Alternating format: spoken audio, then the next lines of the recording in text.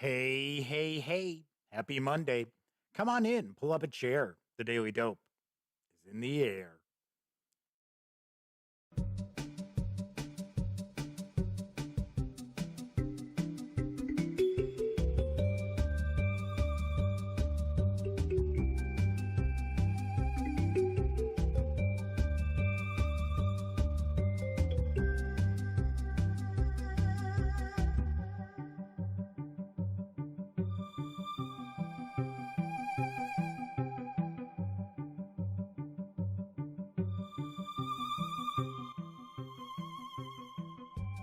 Howdy, howdy, howdy, gang. Yes, I'm Jeff McAleer, back once again as your host here at The Daily Dope, presented by thegaminggang.com, which I happen to be the founder and editor-in-chief. Tonight is Monday, July 13th, 2020. It is episode 512 of The Daily Dope. So welcome aboard. If this is your first time joining us, let me point out, this is just very, very casual. We just hang out talking about tabletop gaming, so board games, card games, RPGs. Every once in a while, a little bit of PC gaming. Pop culture might raise its head from time to time, but for the most part, we're here to talk about tabletop games. And do want to remind you that if you like this video, by all means, give it a quick thumbs up. Subscribe to the Gaming Gang channel if you haven't already. And if you do subscribe, don't forget, ring that little notification bell because it will not only let you know when the Daily Dope streams live Monday through Thursday nights right here on YouTube. Most Monday through Thursday nights here on YouTube, I should say. But it'll also let you know when I upload other videos, including my review of the Call of Cthulhu Keeper Rulebook. That will be up tonight. Well, I should say it's already been uploaded. It will premiere, I guess we'll say, later on tonight. Anyway, so also, I should mention that when you're not watching videos on the Gaming Gang channel, be sure to visit thegaminggang.com for all the latest in gaming news, reviews, and a whole lot more. That's right, get your geek on at thegaminggang.com. Because this is a live stream, that also means chat is available. It's not on screen. It's one of the ways that I keep some of the more unusual commenters at bay.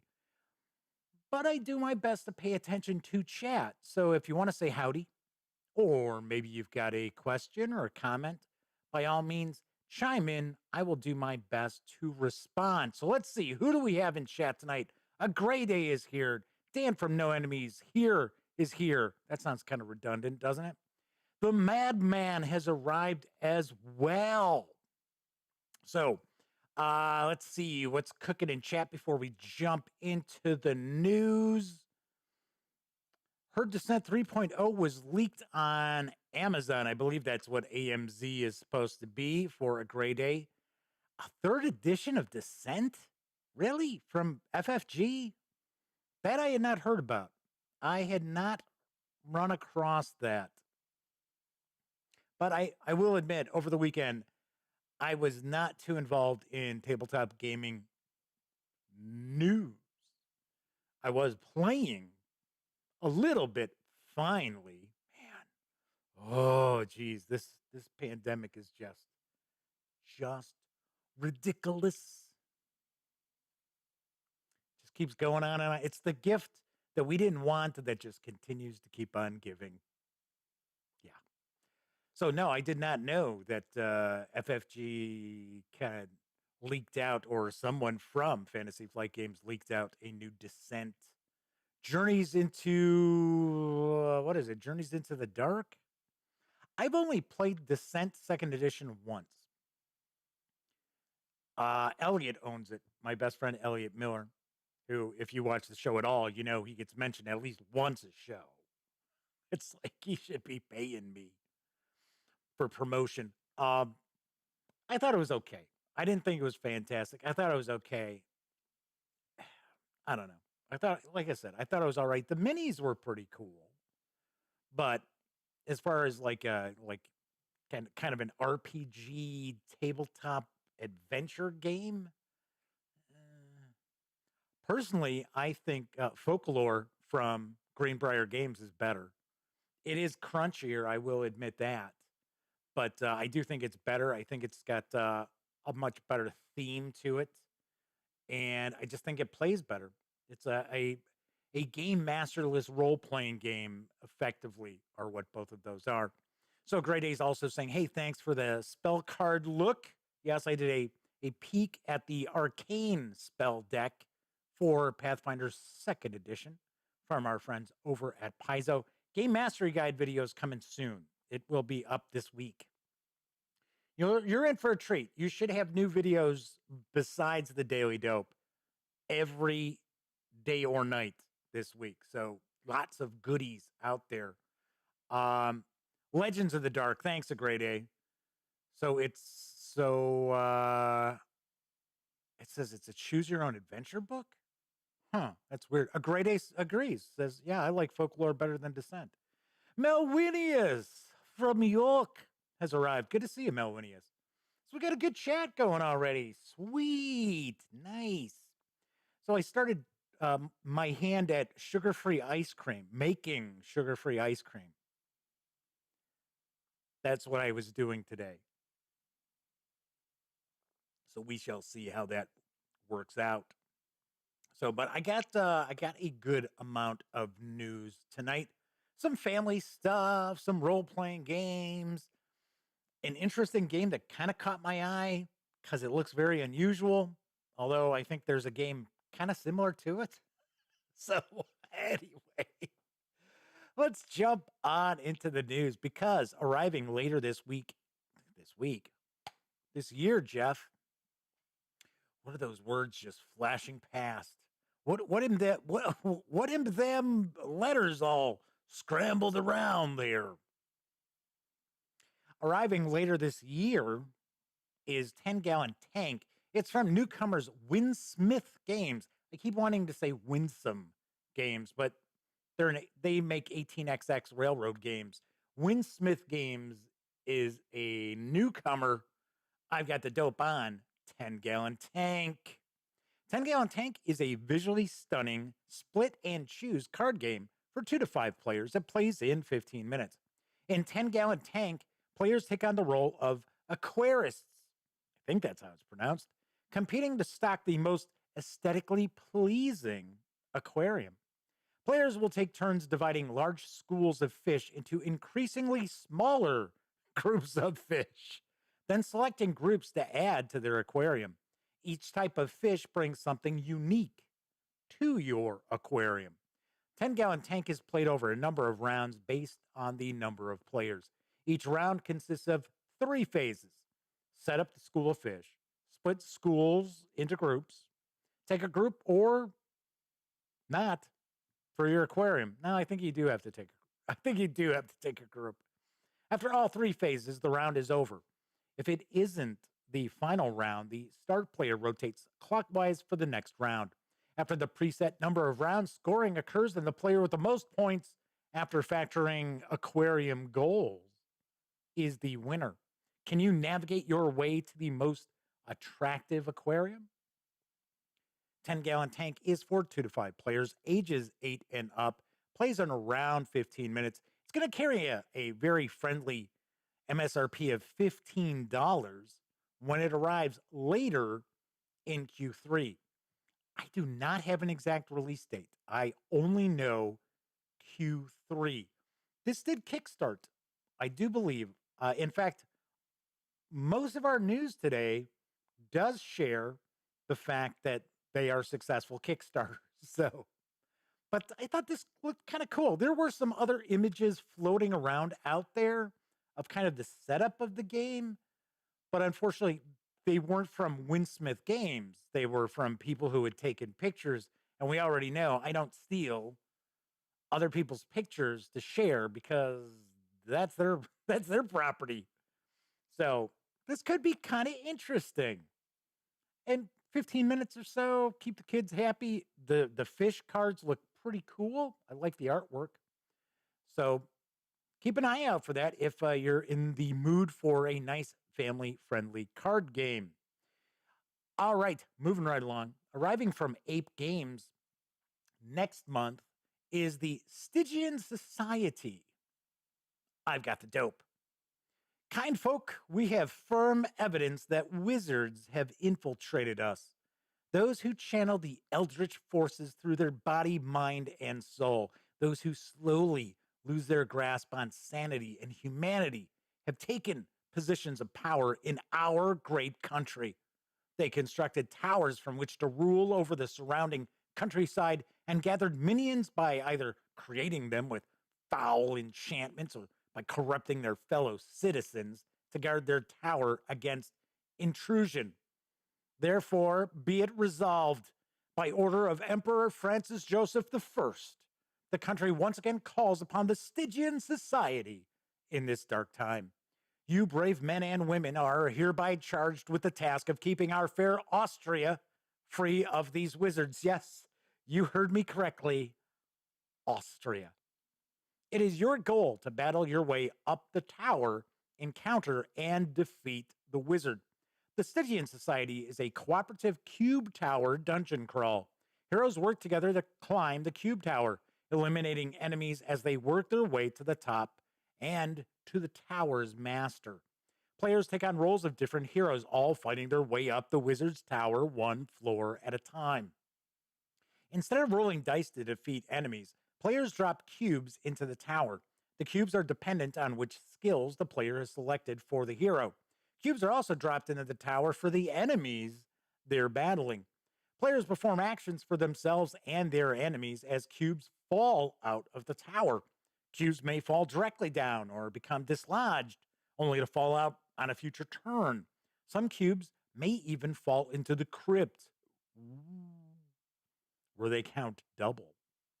The Stygian Society is for 1 to 4 players, ages 14 and up, plays in around 60 to 120 minutes. Didn't really strike me as a 2-hour game, but that is what they say, 1 to 2 hours. It's going to carry an MSRP of $70 when it hits stores next month. This is relatively unique. There are a couple of other games, and I can't, for the life of me, I cannot remember their names, but I do know they do work kind of the same kind of mechanic where you're dropping cubes or you're dropping items into the tower, and depending on what actually falls out is what happens. I think this sounds cool. I think it sounds pretty cool. There are actually 2 expansions that are going to arrive for this at the same time. One is I think it's I think it's an add-on to the tower, and then another one I think is like an Eldritch library or something. So kind of cool, kind of interesting. Dig the artwork. I think it's pretty wild where it's like, yes, it's Austria. We need to save Austria from the wizards. It's like, okay. Once again, this successfully kickstarted as well. So kind of cool, kind of interesting. If anybody out there can remember what one of those 2 or both of those games that I'm kind of thinking of, by all means, share that in chat. A grade A tends to be our kind of go-to person on games where it's like, what the hell was the name of that game that... So get at it, grade A. Get going to grade A. Come on. A popular lightweight pirate card game is returning by way of Card Lords. It's kind of cards and dice. I've got the dope on the Pirate's Flag. The Pirate's Flag is a dice rolling, card playing, capture the flag adventure. Players battle through the Serpent's Pass, trying to be the first player to escape back to the Dread Sea with the Pirate's Flag. Each player takes the role of a unique pirate captain and commands their ship as they move through the pass, gathering cards that will help them manipulate dice, modify rolls, and even move other ships. With a captain and a ship selected, players will start just off the board in the Dread Sea. The flag starts in the Dread Captain's ship in the opposite corner. Players will roll dice as they move their ships along the pass, gathering supplies and battling for the flag. You must move the full number of spaces you roll in one direction. However, you can choose which direction you want to move. Every time you pass one of the docks, you'll draw a card. Sometimes it might be more beneficial to drop back and gather supplies while your enemies come to you. The cards you draw from docks can be played at any time on any player's turn. There's no waiting until it's your turn to be able to make choices or take actions. Every card in the game is unique, so no two games will be the same. There are some additional rules to the game. There was quite a lot of detail. I'm going to skip over that. But if you are successful in battling the other ships, say the other ship has the flag, you capture the pirate's flag and get to roll to escape. The player who gets the flag off the board and into the Dread Sea is the winner. The pirate's flag is for 3 to 6 players, ages 8 and up, plays at around 30 to 60 minutes, and will carry an MSRP of $29.99 when it returns to print in August. I love the artwork on these cards. I think these cards are very, very nice. I have never heard of card lords at all. I am not familiar with them whatsoever. I sort of have the impression, and I might be completely wrong, but I sort of have the impression that they're a relatively new company that is releasing games that have been out of print. Before I jump into that, take a look at these pirates here, right? So we got 6 human pirates, and then we have a cat and a dog pirate. I was like, what? Zoinks!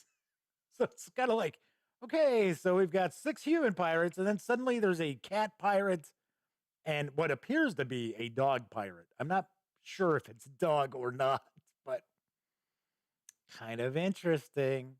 But yes, I sort of have the impression that Card Lords is maybe a newer company that is producing games that have been out of print for a while. Like I said, I could be completely wrong, and Card Lords has been around for years. I'm just not familiar with them whatsoever. A hamster pirate. I don't think it's a hamster. I don't know. I'm pretty sure it's a cat and a dog. I did not study it hard enough to figure it out. But I also like the fact that every one of the cards is unique. So, granted, I'm sure some of them will be like, oh, move such and such, move a pirate back 3 spaces or whatever, move them, what have you. But I like the fact that it's not just like 10 different actions in the cards. Every one of those cards does something different, as far as I understand. So, pretty nice. Pretty cool. Let's move on to some role playing game news because the Deep Magic hardcover supplement from Kobold Press for 5th edition Dungeons and Dragons. I can say Dungeons and Dragons, they can't. They can only say stuff like 5e and the world's most popular role playing game, or the world's oldest role playing game, or the world's oldest, most popular fantasy role playing game. Whereas I can say Dungeons and Dragons. The Deep Magic 5e hardcover is arriving in stores next month. Here's the dope. Command 700 new spells for 5th edition. No matter how you slice it, magic is at the heart of fantasy. Yeah, right. I might disagree with that a little bit. You can still have fantasy adventure without magic, but that's nitpicking. Anyway, and nothing says magic like a massive tome of spells. Full color, hardcover. Doesn't say the full color, it just says full color, hardcover is the ultimate sourcebook for new and variant magic in any fantasy setting, offering over 300 full color pages. I think it's clocking in probably around 370. This tome collects, updates, tweaks, and expands spells from years of the Deep Magic for 5th edition series. More than 700 new and revised spells. And it adds a lot more. 19 divine domains from beer to mountain and speed to winter. It's my beer magic. I'm pretty good with that. I am a master of beer magic. That's right. I can use beer magic to charm people. There are 13 new wizard specialties, such as the Elementalist and the Timekeeper, 6 new sorceress origins, including the the Aristocrat. I almost said Aristocats. Yes, the magic of the aristocrat of the Aristocats. Mhm.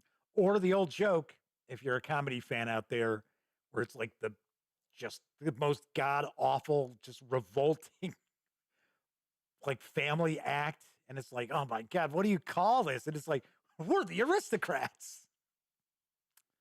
Eh, yeah, we're having some fun tonight.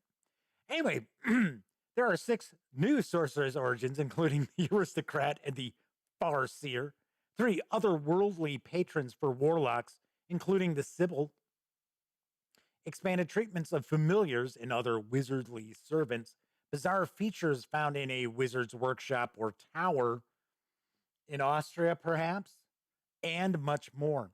This tome is not just for wizards, warlocks, and sorcerers. Deep Magic also expands the horizons of what's possible for bards, clerics, druids, even rangers and paladins. It offers something new for every spell casting class. With these new spells and options, your characters or your villains can become masters of special forms of spell casting, such as winter magic, chaos magic, and shadow magic. Seek out hidden colleges and academies of lost lore. Learn new runes, hieroglyphics, and cantrips to break down the walls of reality, or just bend them a bit. Deep Magic contains nothing but magic from start to finish. It's magical. The 300 plus page hardcover, like I said, I think it's going to clock in about 370. Will carry an MSRP of $49.99 when it arrives on August 28th. There is an option to add the PDF for an additional $5, or you'll be able to grab the PDF alone for $29.99. That will probably be through Kobold Press because, and I'm sure somebody out there is going to correct me if I'm wrong, I thought Kobold Press is a little different than other publishers as far as their PDFs. Don't they release their PDFs like a month or two after the physical book has come out? Because I know a lot of companies like Modifius and Cubicle 7, they tend to release their PDFs first, but I think Cobalt Press is a little bit different. But this looks very cool. I also should mention that Deep Magic is already available for not only Pathfinder, which I'm positive it's first edition Pathfinder, but also 13th Age. That I was very surprised about, that it was available for 13th Age before it came out for 5th edition. But this looks smashing, gang. It really does. I have not gotten a chance to really dig into a lot of Cobalt Press releases. They always look really nice. Always have very cool artwork. Um, their tomes of creatures that they've got, like their creature codex, looks really, really cool. So this is one to keep an eye out for. August 28th is when it becomes available. So Grade A was talking about Barbarians of Lemuria has no magic aside from the baddies. Conan Adventures in an Age Undreamed of is a little bit like that too. You can play characters that do use magic, but it's really, really rare. I kind of dig settings that are like low magic. It looks like we're bouncing around a little bit in our drop frames, which is weird. We're usually not like into the show when it happens for the first time. I was amazed. We started off the show tonight, and we had no little hiccup or anything, which all last week we had, right? Start the show off, and there'd be a little. So the madman says, oh, he's always pushing this East Texas University stuff. Man, jeez, I swear, I think the madman gets a commission. No, I'm kidding. So the madman says, no magic in Savage Worlds, East Texas University. You can perform rituals, though. I thought I thought East Texas University was kind of a Buffy the Vampire Slayer ish kind of setting. A Gray Day says they don't think that there's magic in Harn. I don't think there is either. Or Pendragon. Well, Pendragon has a little bit because you have Merlin and you have Morgan Le Fay, but I don't recall players being able to utilize magic. But I could have swore I thought there was actually kind of a magic book for Pendragon. I might be completely wrong because it has been a long time since I saw Pendragon. But always thought it was a very very unique system. I think that was strangely enough. Uh, you know what? Let's pop out here for a second. Bing, because I feel weird kind of talking and the deep magic just keeps going past.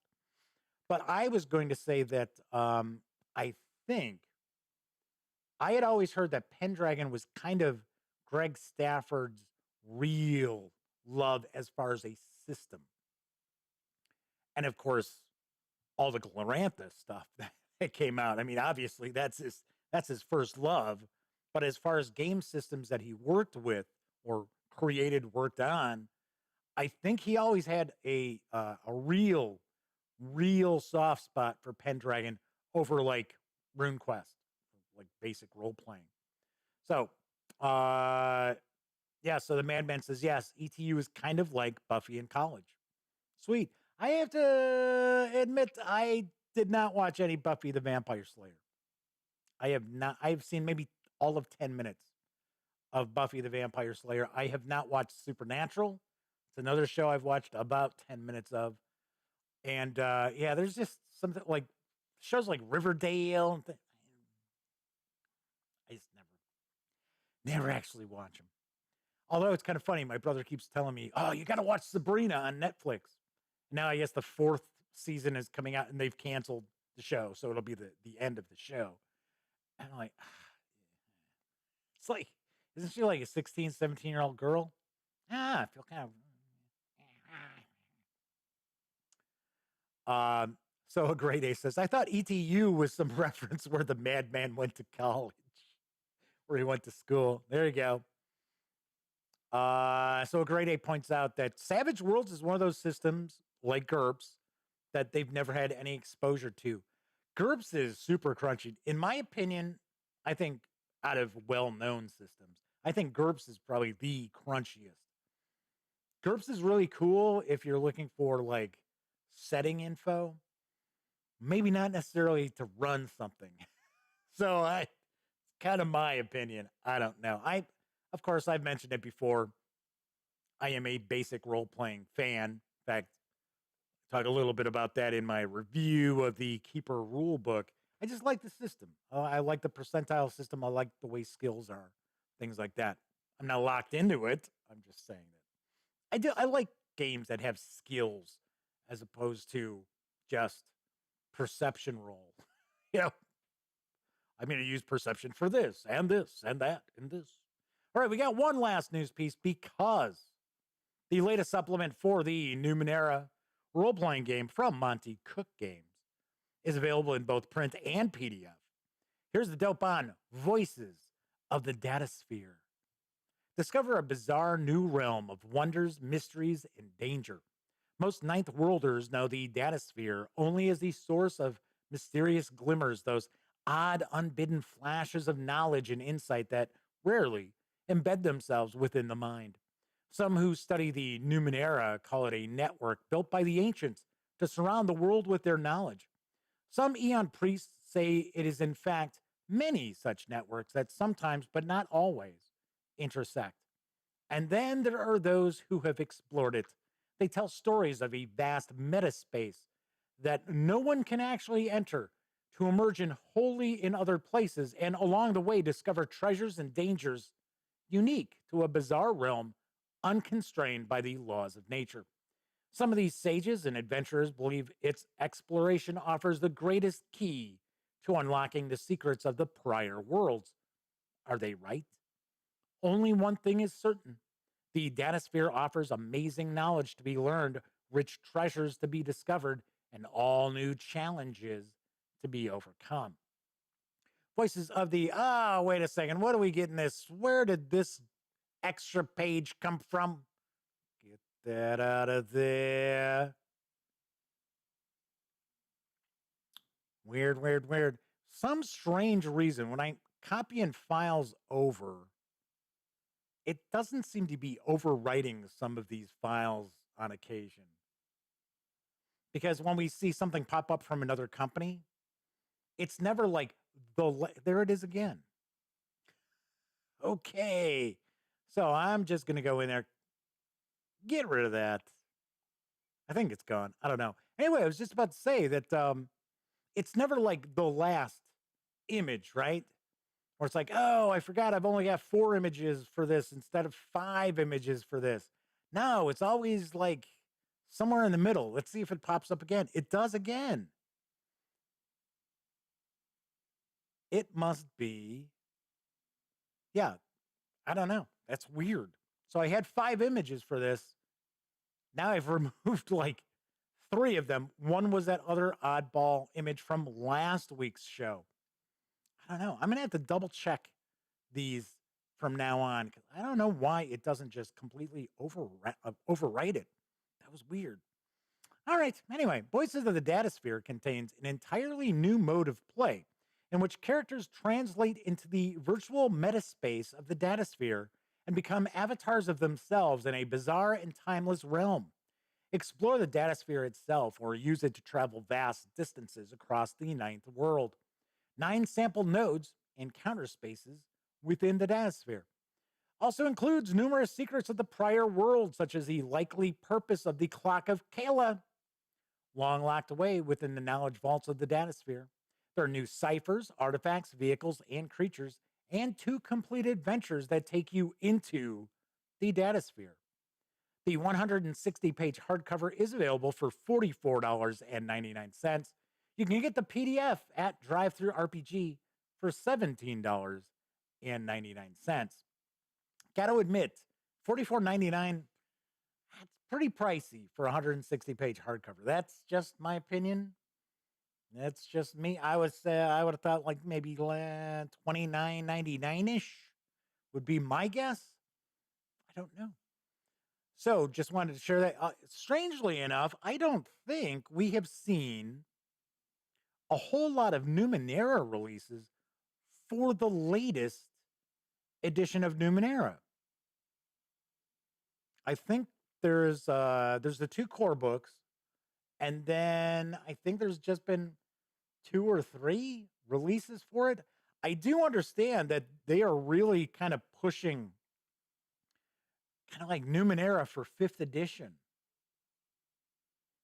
So that I thought was kind of unusual because I didn't think Monty really had a lot of love for Wizards of the Coast, but I don't know. So let's see. So talking about GURPS, Savage Worlds. Madman says they haven't played GURPS in a long time. Yeah, there are tons of GURPS books. Torg, no idea about Torg, says a Grade A. Torg is interesting. Torg is, it is a very unique setting. I'll tell you that much. They just, I believe they were finishing up, I think it's the 4th Cosm Kickstarter. Ulysses Spiel was about it. I've reviewed some of the Torg releases. So a Grade A, if you're interested, check out some of those. One of the things that's very interesting about Torg, especially originally with West End Games, is there's this big meta plot throughout the whole game. And Ulysses was looking to try to do the same thing. And then somehow things were going on here in the US as far as Ulysses. So like they had a whole team, a North American team, which is kind of no more. And I don't have the whole dope on it. So I don't want to say anything out of turn, but things have changed as far as Ulysses Spiel because funny enough, they were like all over the gaming gang. They loved my coverage. And in fact, it was the last Gen Con, I shot the panel they had for Torg that Daryl, is it Hayhurst? Trying to remember his name. He's the main. Well, he was the main Torg guy. They now brought in the guy who was like the original creator of Torg to run it, and it's like I said, it's very interesting as a game system itself. It's a little bit wonky. There, I think the problem that I sort of have with the actual mechanics of the game is it's not all too clear the kind of power levels that are going on in the game. I don't think they're covered well enough. And I think once again, I think the Dark Eye is similar in its approach. It's not A is A, B is B, C is C. Link them all together. There you go. Those are your pieces. This is how you play the game. It's a little off. So Mel Winnie is pointing out all it looks like all the different role-playing games that they may have played. Shadowrun, D&D, Taslantia, Earth Dawn, Call of Cthulhu, Call of the Warlock. I am not familiar with that. The Dark Eye, Palladium Rifts. There you go. Midgard, which is from Cobalt Press. Rollmaster, which is from ICE. That's going way back. Although they're still around. And some more they don't remember off the top of their head. All right. Melwinia says they'd like to play some OSR stuff next. I like OSR.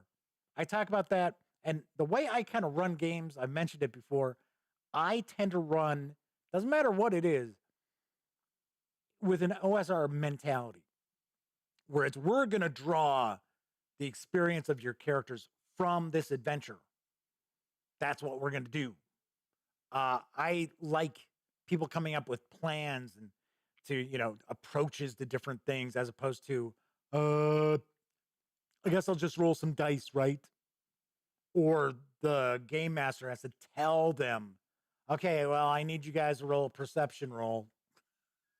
You know, I like the old school where it's like, okay, here you go. This is the situation. What are you going to do? Newer role players don't grasp that well, I don't think. Like I said, I've said it before, I'll say it again. People need a relatively experienced game master to start off with to really enjoy role playing games.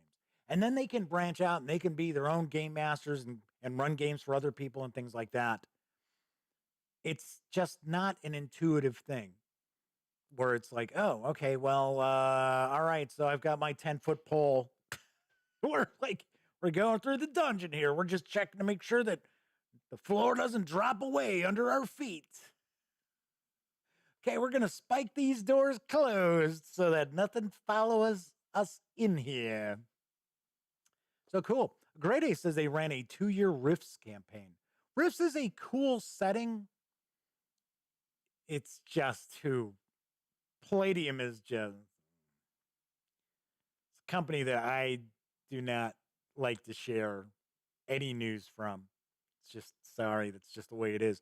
Although you got Savage Worlds Rifts, which I think is more Pinnacle Entertainment Group than it is Palladium. So there's that. All right. That is pretty much it for tonight's show. Kind of a quick show. Rocked out about 40 minutes or so. Didn't have too many problems with hiccups. Looks like 0.5% of drop frames, so that's pretty good. So Grade A says the art in Rifts is what sold them. You know, the funny thing is, a game that, once again, mechanically didn't think was very good because it got just power creep just overwhelmed it very quickly. But the Mechanoids, which was one of the first, it may have been the first game that came out from Palladium, and I thought the setting and stuff was very cool. It was kind of almost like a Terminator sort of setting with the mechanoids destroying humanity. But we didn't create them. They came from the stars. And it was kind of like a comic book sized, like a smaller comic book sized game book. And yeah, it was kind of like digest sized. And it had pretty cool artwork, stuff like that. So once again, it's kind of that's a company that I just have a hard time with, just like Steve Jackson Games. If you follow me on Twitter, I tweeted out, I would love to order like hundreds of dollars worth of the new Car Wars. That's there's still a pledge manager you can jump on board, right? I'm like, oh yes. But Steve Jackson Games has treated me like shit as a reviewer since day one. It was always, and somebody had asked me about it on Twitter, and I said, they'd be like, oh yeah, they'd send us news all the time. We'd put the news out there for them. We'd go and interview people at the different conventions. And whenever we'd be like, so what do we got to do here to get like a review copy of something? It was always like the PR person telling me, well, I don't know who you're supposed to talk to as far as like review copies. It's like, get the out of here. You know exactly who we're supposed to talk to. And I don't think it was just me. I think it was a lot of people. Whereas just a one-way street. And I got to the point after a few years, I was like, you know what? I'm done with that kind of routine because once again, I don't run something that, I kickstart every year or, I'm sitting here telling people, hey, go to my Patreon or anything like that. So the lifeblood for the gaming gang is review copies of stuff. So anyway, so Palladium is kind of like the whole Robotech deal and ripping people off on that. And it got even worse with one of the people. Look into the whole, I'm not going to get into it, but somebody attempted suicide and then they were using that as an excuse. It was just really, it's like, dude, all right, Kevin, whatever. So anyway, yeah, when you watch a show, you always get my opinion on stuff. It's not just like, oh, hey, now available in hardcover is the Call of Cthulhu Keeper rulebook. All right. So anyway, so Great A says, I don't acknowledge Palladium after 1992. Who? What company? Didn't they go out of business in 1992? Interesting. You could actually, if you ever run across, and I've mentioned this before. In fact, we had a bundle of holding a couple of weeks ago. Well, a few weeks ago, where you could get Shannon Appleseen's Designers and Dungeons. No, it's Designers and Dragons. Yeah, I think that's what the series is called. There is an article all about Palladium and how Kevin, I don't know how to pronounce his last name, Symbiota, something like that. Yeah, people who love him to death, and you got other people who just are like, mm-mm. So, all right. So that's it for tonight's show. As I mentioned, later on tonight, yes, my review will be up. It's been uploaded, and that I just have to pop the thumbnail on it and tweak a couple of things in the description. So the Madman says there was a good humble bundle for Savage Worlds Flash Gordon. That was something I think that was actually the last thing I reviewed for Pinnacle was the Flash Gordon when they were doing the Kickstarter. Flash, savior of the universe, bum, bum, bum. Yes, as a Great A jumps in with that as well. All right. Anyway, if you like the video, please give it a quick thumbs up. Subscribe to the Gaming Gang channel if you haven't already. And of course, ring that notification bell because it will not only let you know when the Daily Dope streams live Monday through Thursday nights right here on YouTube. It'll also tell you when my other videos get uploaded as well. And tomorrow, probably tomorrow night, you'll be able to check out my review of The Enemy Within Companion from Cubicle 7 Entertainment. Ho, ho, ho. And of course, when you're not watching videos on the Gaming Gang channel, be sure to visit thegaminggang.com for all the latest in gaming news, reviews, and a whole lot more. Get your geek on at thegaminggang.com. All righty. Those of you who watched live and kept me company in chat, thank you very much. Always appreciate it. Just, just having some fun, right? Come on. It's, news out there is just bad and more bad. And, oh, look, hey, oh, that's bad too. So it's a good way for us to kind of blow off steam, have some fun, and spread our love of the hobby. But of course, if you don't happen to have an opportunity to watch live, thank you very much as well. Even if you're watching on Memorex, I appreciate anybody taking some time out to watch the videos here on the channel. Do want to mention, I think we're now 9 videos away from 1,000 videos. Yeah, pretty wild. Closing in on the 10th anniversary. Just got on the same day, we got 2,500 subscribers here on the YouTube channel, which I know is nothing. And also 5,500 followers on Twitter, which, yes, I understand. It's kind of nothing. But I thought it was very weird. It was on the same exact day. And we are rapidly approaching 1,000 vids. I don't know. We'll have to make the 1,000 video something special. All right. Anyway, as I like to point out, everybody have a wonderful Monday night / Tuesday morning. I will be back tomorrow. Of course, during this time of pandemic, please do everything you can to just be smart and stay safe.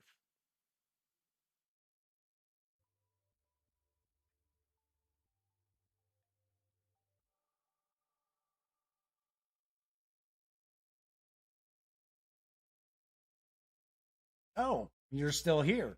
Well, if that's the case, by all means, subscribe to the Gaming Gang channel by clicking right here.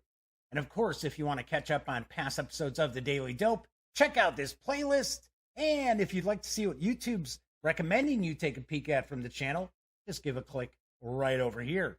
Of course, I'm Jeff McAleer, and once again, thank you very much for watching.